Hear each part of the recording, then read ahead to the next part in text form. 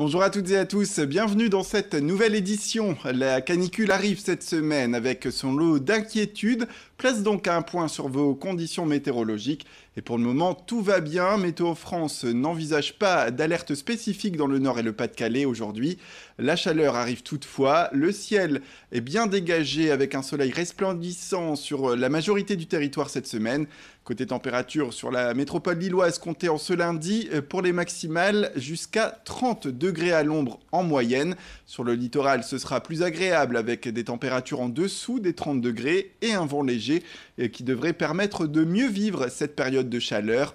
Plus d'informations sur vos prévisions météorologiques, ce sera tout de suite bien sûr après cette édition. Alors que la canicule a eu ses effets sur l'ensemble de la France dernièrement et qu'elle revient désormais, les inspecteurs du travail rappellent les consignes de sécurité sur les chantiers et dans les entreprises lors des fortes chaleurs.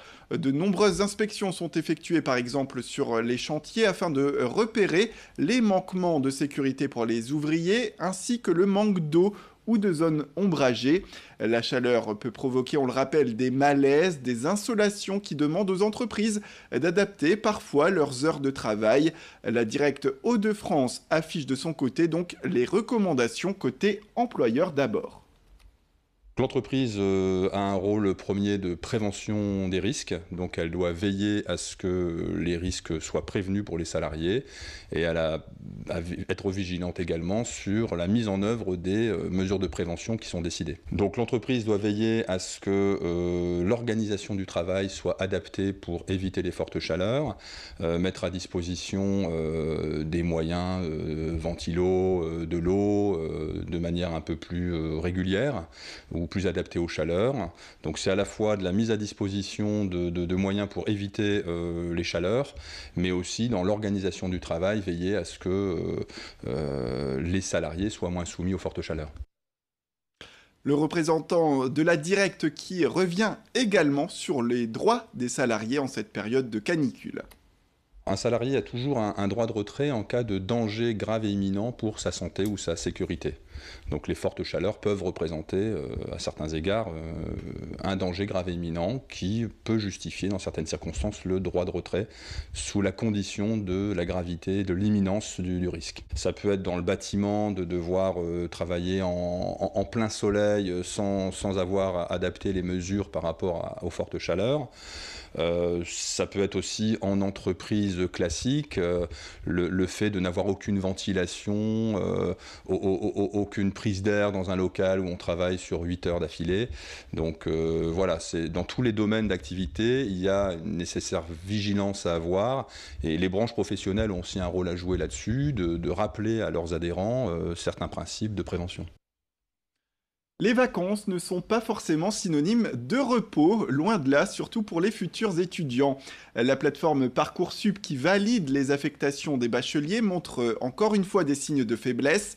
La phase principale de Parcoursup est terminée depuis vendredi dernier. Or, 60 000 étudiants sur les 900 000 inscrits restent sans réponse quant à leur affectation à la rentrée. Selon la ministre de l'Enseignement supérieur Frédérique Vidal, ce chiffre est en baisse par rapport à l'année dernière. Environ 89% des lycéens auraient obtenu une proposition aujourd'hui contre 83% en 2018 à la même période. Désormais, les candidats qui n'ont pas reçu de proposition de formation doivent patienter sur des listes d'attente en espérant que des places se libèrent d'ici la fin du mois d'août. Ils ont aussi la possibilité de faire d'autres vœux dans le cadre de la phase complémentaire de Parcoursup qui s'étend, elle, jusqu'au 14 septembre prochain.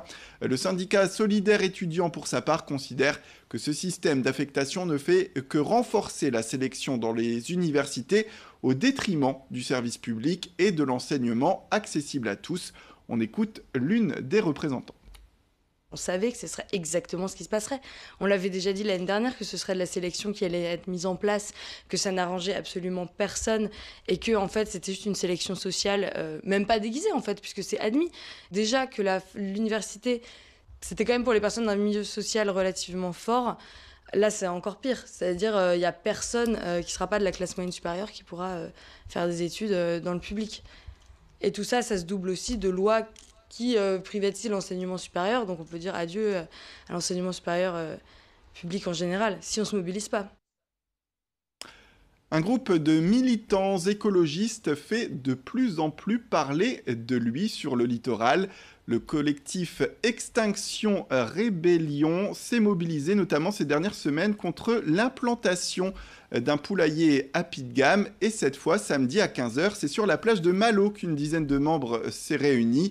L'objectif est de dénoncer l'effondrement écologique et notamment les dégâts écologiques liés à la Première et à la Seconde Guerre mondiale dans la mer du Nord. On écoute un des représentants du collectif. Il y a eu la Première Guerre mondiale, la Seconde Guerre mondiale, et donc on a amassé énormément de munitions, énormément de bombes. Parmi ces bombes, il y avait des gaz moutardes, il y avait des bombes conventionnelles, il y avait d'autres bombes chimiques. Et comme à la fin de la Seconde Guerre mondiale, on s'est dit bon stop, on le fera plus.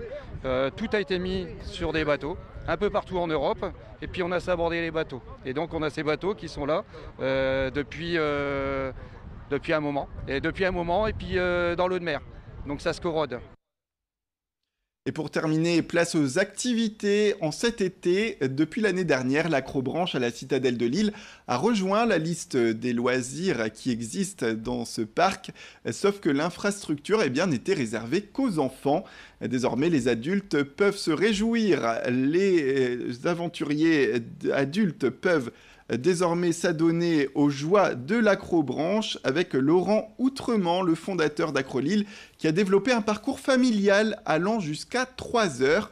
Équipés et surtout bien en forme pour s'accrocher aux parois, les sportifs sont suspendus jusqu'à plus de 10 mètres de haut. Des aires de pique-nique sont aussi à disposition, bien sûr, pour se ravitailler après l'effort. Bref, c'est une bonne idée sortie, comme l'affirme le responsable des lieux. L'année dernière, nous avons ouvert le parcours pour les enfants de 6 à 10 ans. Et depuis le mois d'avril, nous avons ouvert 4 pistes pour les ados et les adultes. Donc à partir de 8-9 ans, quand ils sont accompagnés, jusqu'à 70 ans ou même plus. Alors ça ne se compte pas en kilomètres, ça se compte en nombre d'ateliers.